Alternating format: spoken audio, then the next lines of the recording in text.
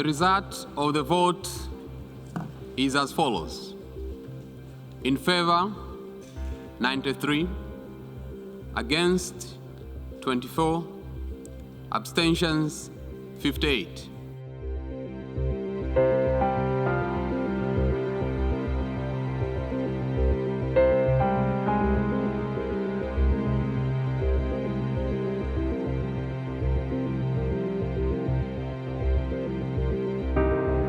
According to Ukraine's Prosecutor General, they've already found 410 bodies of dead civilians in that one town alone. And it's not just Bucha. There are many more towns Russia has occupied and more towns it is still occupying, places where we must assume Russian soldiers are committing more atrocities right now.